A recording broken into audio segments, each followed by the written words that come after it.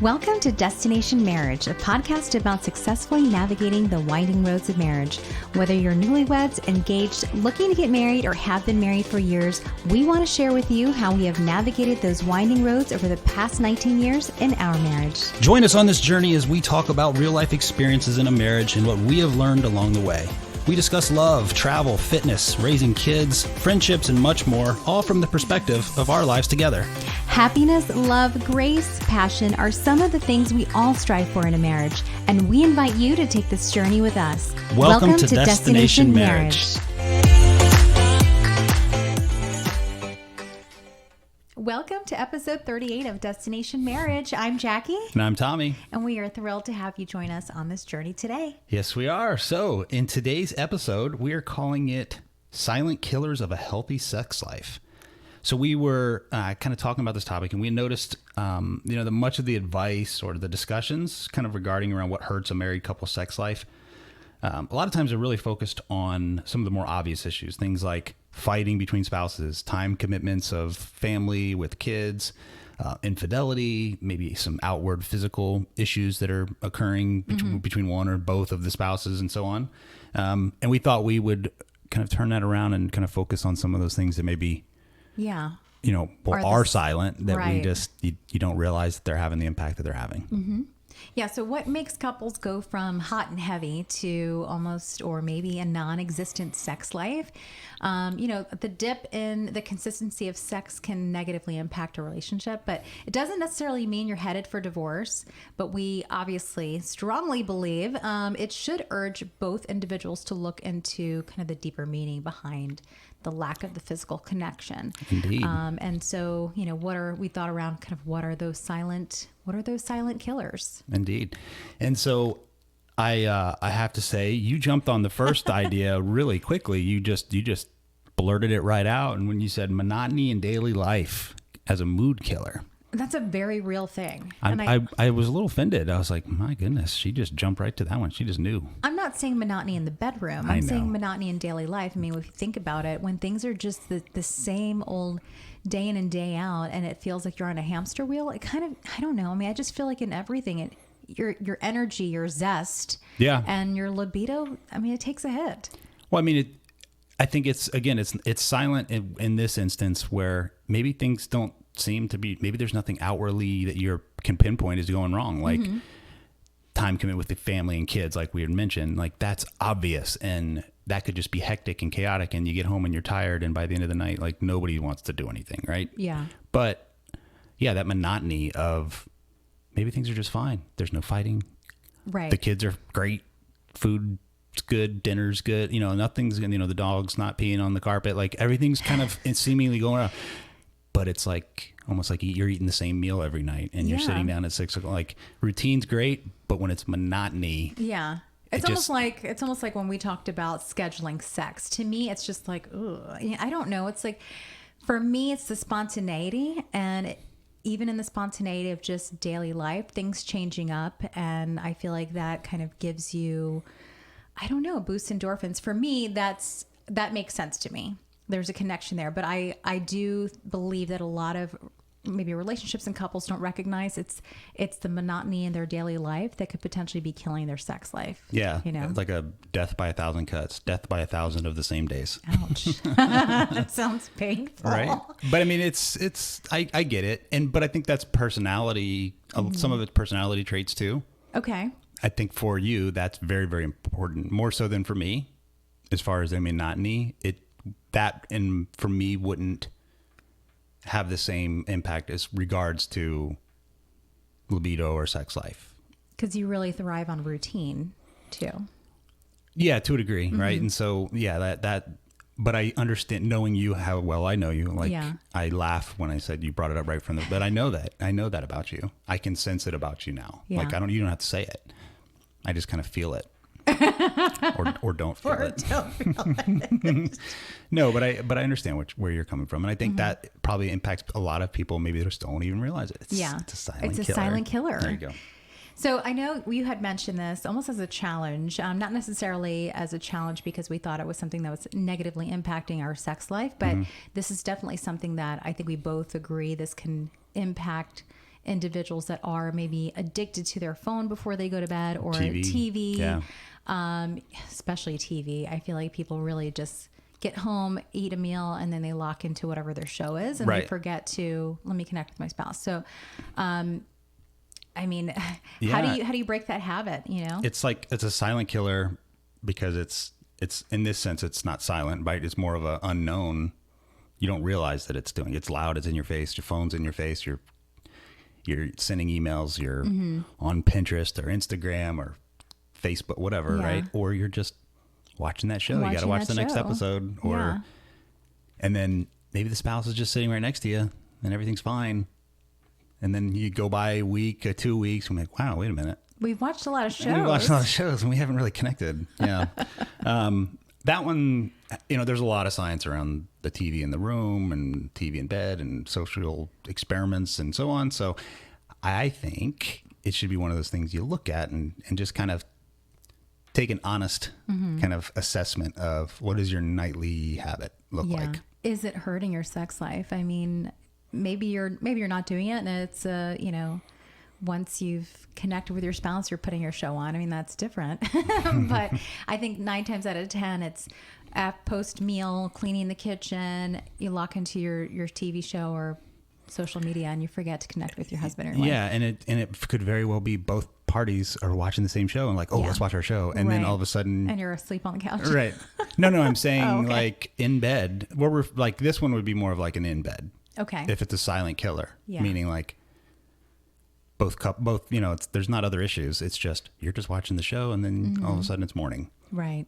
Or you're both on your phones. Not like one person sitting there staring like I want to have sex tonight, and you're just like the other person's just sitting there on the phone ignoring. That's not what we're kind of saying. It's more of like that. You're both doing this. Yeah. Not realizing. Right. And so with not having that, having those phones turned off or agreed upon, like phones go downstairs, or the TV stays off or doesn't, comes off the wall. Who knows? Comes off the wall. It's aggressive. It's aggressive. You know what I mean? How about just take the batteries out of the remote? There you go. Yeah, because I don't know if I could function. I don't know if I could make my TV function in our room without the remote. Oh yeah. Well, I don't. It actually has one button, and like depending on which angle you push the button, it'll like do volume or channel or whatever. Whatever it wants to do that day. Yeah.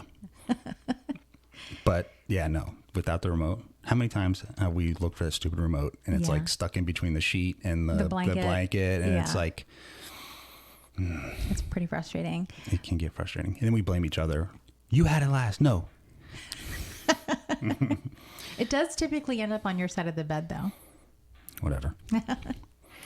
So you brought this one up. I think we both agree on this one pretty well. I think that I think we careful how we sort of like, I guess, message this, what we mean by it. But you had said unspoken sexual expectations of their spouse as a silent killer. So what did you mean when you kind of said that?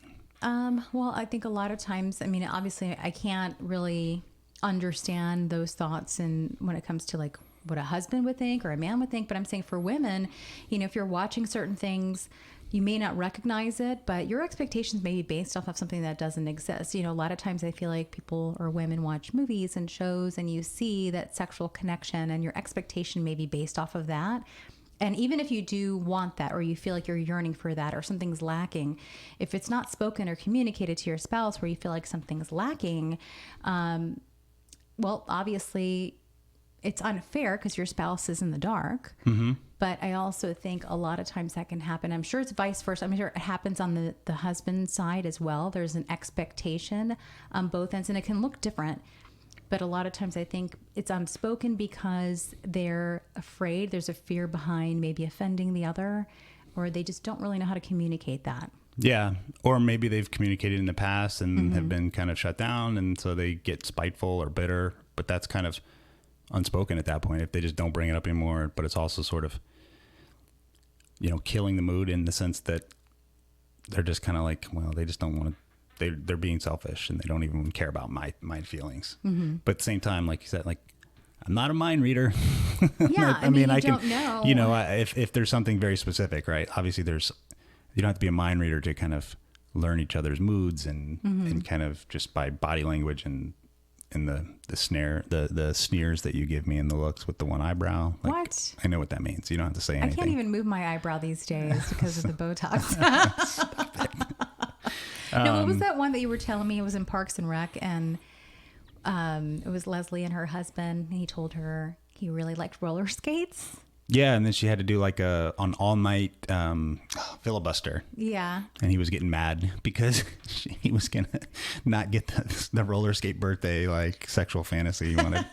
He ended up getting it, though, so he's all good. No, that's not an unspoken mood killer in our world. I mean, if you wanted to try it, I'm not gonna say no, I guess, but it's not. That's certainly not a silent killer in our sex life. Babe. The roller skates, no, definitely not. Well, the other thing I know we had discussed was hidden insecurities. Yeah, I think this is a big one. This is huge. I think it's no one wants to tell, even if you've been married for years. It's an uncomfortable conversation to say the reason why I haven't been wanting sex is because I'm feeling insecure about X, Y, and Z. Mm-hmm. It could be a number of different things. I would say for women, a lot of times, especially maybe postpartum, you're maybe a little insecure about your new body.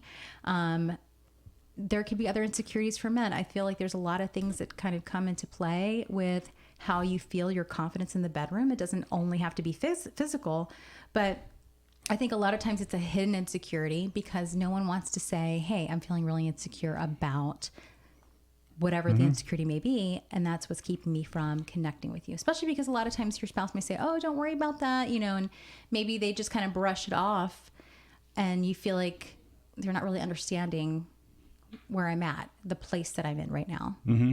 Yeah. I mean, for men, it's probably a little harder, I would guess, to voice that. I mean, on average, I don't know, everybody's got insecurities and some are better at expressing them or dealing with them or managing them than others. But for men, especially if it's a sexual insecurity or something that's in damaging the sex life, it's most likely something physical, I'm guessing. Mm-hmm. That makes it a little harder. It's like there's a macho-ness to, to being the man in the marriage and in the bed. To having that confidence, that confidence. So if that insecurity is damaging that, it like kind of doubles down because now it's like, oh, it's affecting our sex life. And then I think it kind of then perpetuates itself because the other person, if there's not good communication there, now that person has some insecurity. Why are they not, why are you not pursuing sex?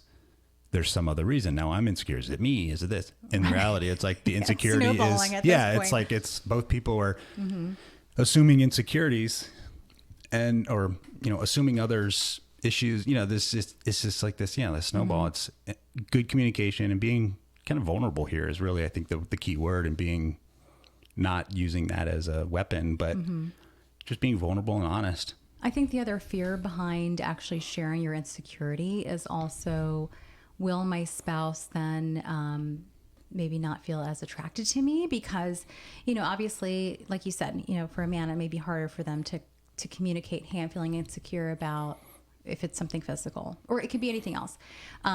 Part of your attraction to your spouse, obviously, is their confidence. And you've even said, like, when you're more comfortable in your own skin and your confidence makes you sexy, if I'm feeling insecure, there could be a fear in saying, I feel insecure about whatever it may be, that you would maybe not feel as attracted to me, or as, vice versa.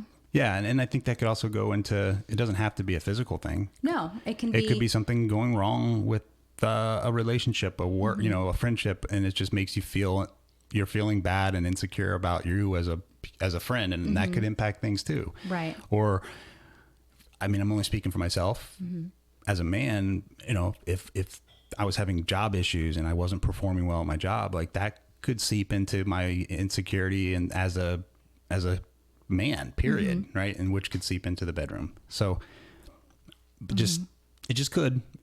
I know you hate that word seep. I really do. If everyone could have seen the look on her face that she just gave me when I said the word seep or weeping. I hate those terms. It just oozing. Unless you're like in a hospital setting, I feel like outside of that, it should never be used. Any one of those. Okay. No problem. Sorry.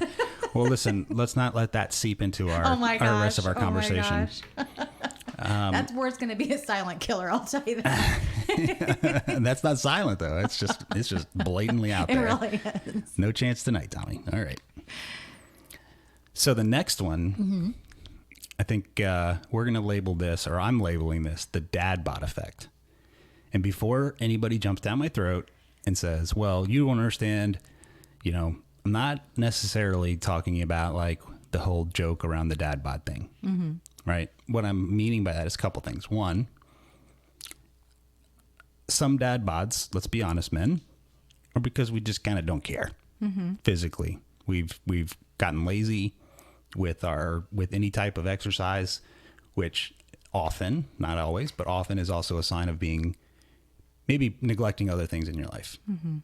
And that can be a real turnoff to your spouse, right? I could see that being a turnoff. Right? Yeah. From a man's perspective or from a woman's perspective, if, it's not just the physical attraction to your husband, but it's more of, I think a lot of it's more about like that feeling like they have no ambition. Right. They've just like given up. They've just kind of given up, Yeah. Maybe going through this like weird midlife crisis, giving up, so I am calling it the dad bod effect for a reason, but again, it's not necessarily just the fact that there's this quote dad bod.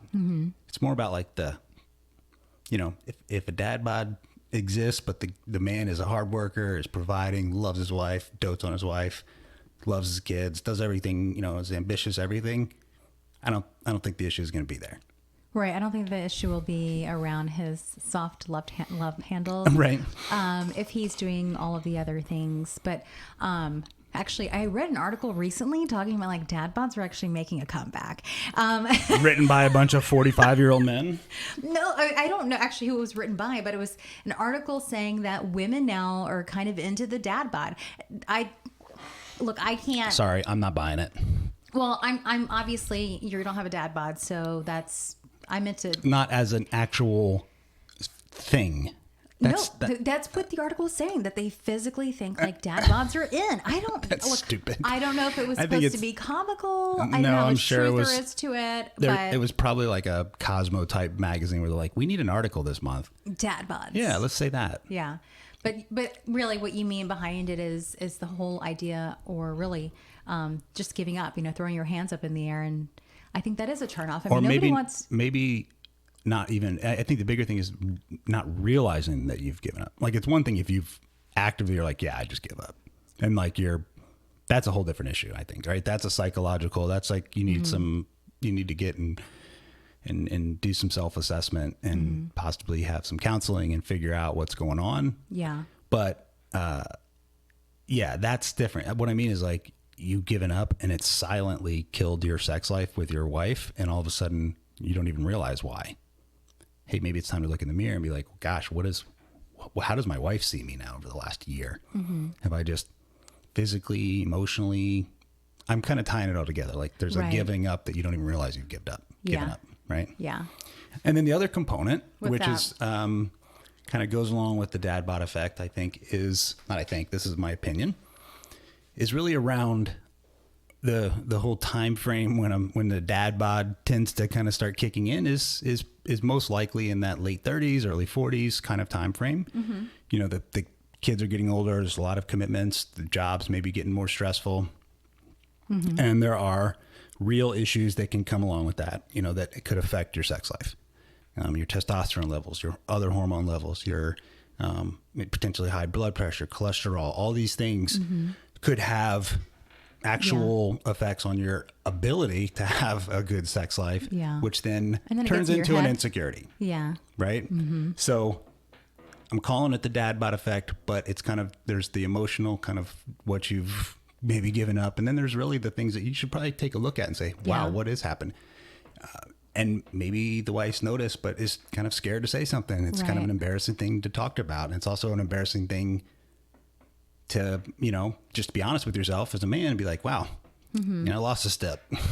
I'm not 25 anymore. I can't, You know, I can't do all the same stuff I could do before. I just have to learn to do things differently.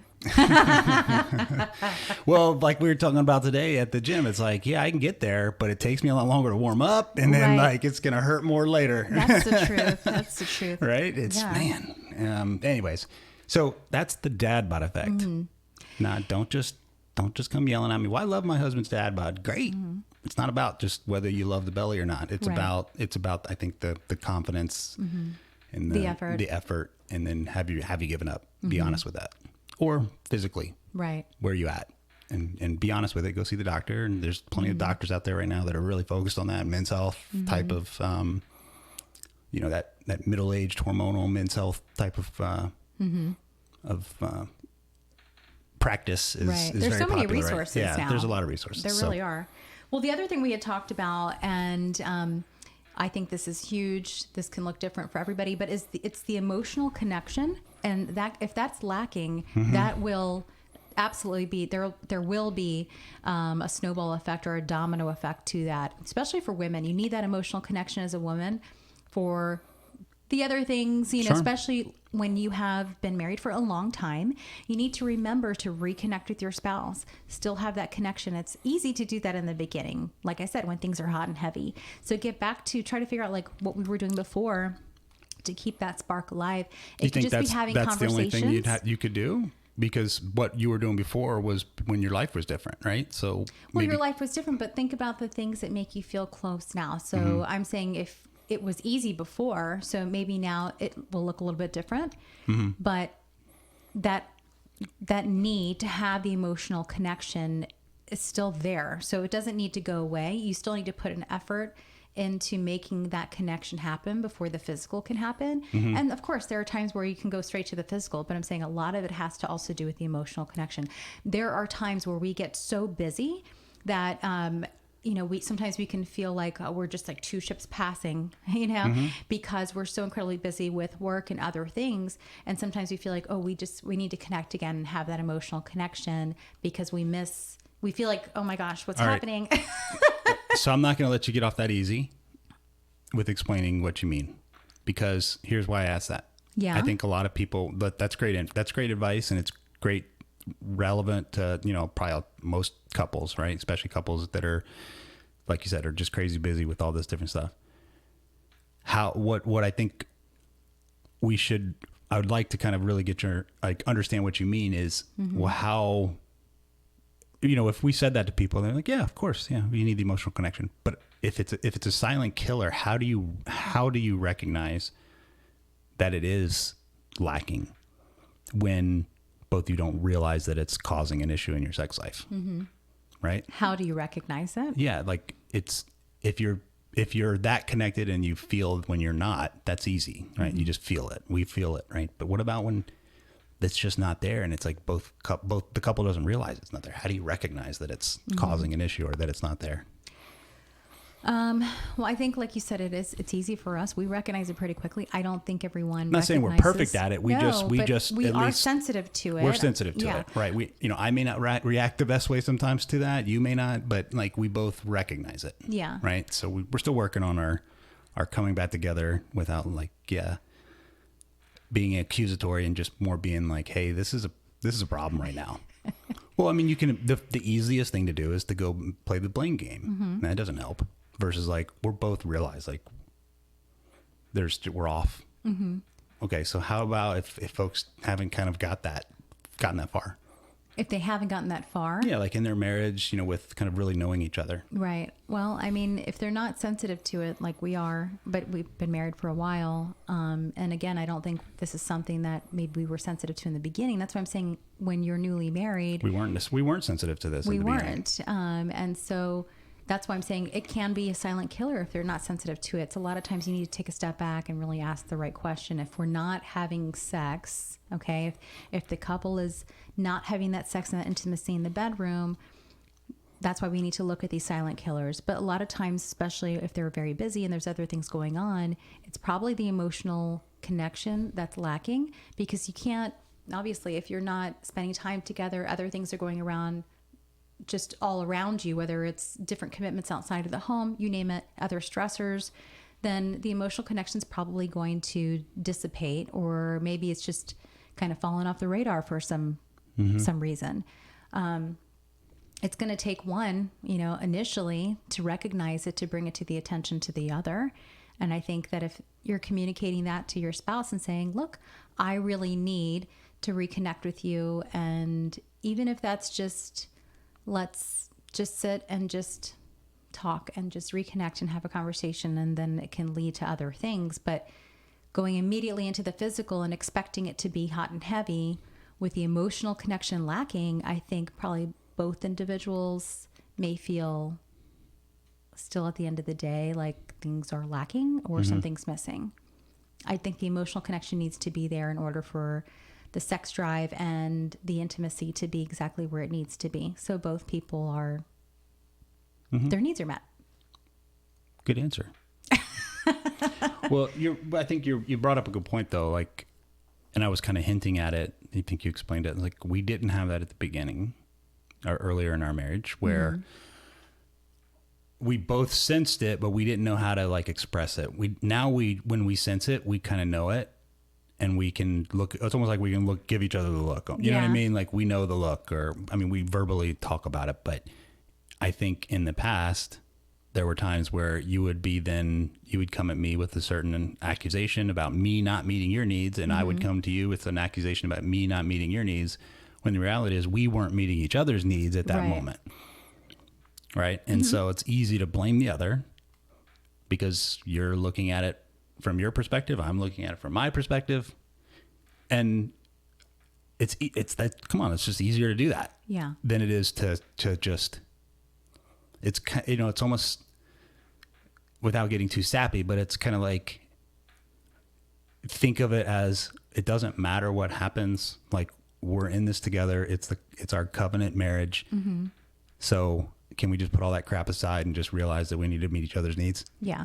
Like, it's kind of really what it boils down to. Yeah, I agree. But a lot of that also is emotional maturity. Right. So when we're playing the blame game, I feel like a lot of that has to do with just being selfish and immature, because you have to put yourself aside and, And let's be honest. We both still do it to each other at times, but I think we're much quicker to like, let's push pause on that. Right. Let's stop. This is stupid. We know what we want and need from each other. Yeah. So like, not like life's too short, but it's like, yeah, it is. Like, just, this is stupid. Yeah. We don't create an issue where there doesn't need to be an issue. Right. Yeah. Yeah. So, but yeah, that one again, emotional, connects, like that could go all kinds of directions, right? Like, we could go into all different levels of what's happening in the, what's all sorts of psychological or whatever. But I think the theme there is like, wow, you don't realize that both parties in the marriage don't realize that emotional lack of emotional connection is causing that issue in the bedroom. Right. That's more what we're kind of focused on for this topic. Right. Right. All right. So, of the 6 topics we talked about, what's most prevalent, do you think? What's most prevalent? Yeah. And I know it's a general question, but of those 6, what do you think is the most, it's going to impact most couples? You know what I really think more it couples is? Than others? I think it's going to surprise you what my answer is, but I actually think it's the TV and the phone in the bed. That's an interesting one, right? I just think that's an easy one for a lot of people to fall into at the end of the day. It's like, it's their outlet. I could be wrong, but I just kind of feel like nowadays people are so glued to some form of technology at the end of the day, and it's their way of just kind of unwinding. What do you think? That one's probably most relevant in 2021, right? Yeah. They're all there, right? That's why we talked about them. I think that, it depends. I think hidden insecurities is a big one too. I think there's a lot of times people have insecurities that manifest in all kinds of ways, and because they're insecurities, they tend to not talk about them, right? It's hard to talk about your insecurities. That's why they're insecurities. Right. If they weren't difficult to talk about, they wouldn't be that big of a deal, and they wouldn't make you feel a certain way. So I think that's a big one. But yeah, practically the TV and the phone, right? Yeah, that's my guess. And I was actually... We should have added like laptop on there too, right? Yeah, laptop too. I read, it was a few different articles, but honestly, I don't know which one is accurate because obviously they're taking polls in different areas, different age groups. So last year, a lot of people were affected by just the changes that everyone experienced. Some people actually said that their sex life was thriving. Husbands and wives had more time together. And other couples said that their sex life was actually negatively impacted, maybe because they're around each other too much. I don't know. Again, it could have been the monotony. I think it was could the have monotony. A lot of stress. Stress doesn't help, right? But that's not hidden. That's not silent. Like if we're both stressed out beyond belief, like that's out there. Like that's but yeah, that's man, this stupid pandemic is really and I still don't think we've seen the end of the kind of the impact. The impact, not just physically, like related to the coronavirus, but like the impact this is going to have on kids and on marriages, unfortunately, relationships. So, don't let silent killers kill your sex life, people. Be open about those things that are bothering you, or really have good communication about like what's going on. Like we want to improve our sex life. What can we do together? What's happening that we're not really talking about, or we're not noticing, or even paying attention to? Yeah. And it's impacting us, right? I think it's important to just ultimately, like you mentioned earlier, we're in this together. So be open about having that conversation and what your needs are, even if it is insecurities. Your spouse loves you unconditionally, and I think it's best to just lay it all out, instead of then if you keep it to yourself, then you don't know where that then takes their mind and then could potentially plant a seed of insecurity in them. Right. Don't do that. Right. All right, guys. Well, thanks so much. We hope it was, open your eyes a little bit about some of those things maybe you haven't thought about, and enjoy the reverse of silent killers and have a good time. Bye, guys. Bye, guys. We hope you enjoyed this episode, and if so, please continue to listen and subscribe on Podbean, Apple Podcast, iHeartRadio, Spotify, or wherever you get your podcasts from. We would greatly appreciate positive reviews, and we will answer any questions at feedback@destinationmarriagepodcast.com. For up-to-date content and news about the podcast, you can follow us on Instagram at destination_marriage and visit our website at destinationmarriagepodcast.com. Be sure to tune in next week.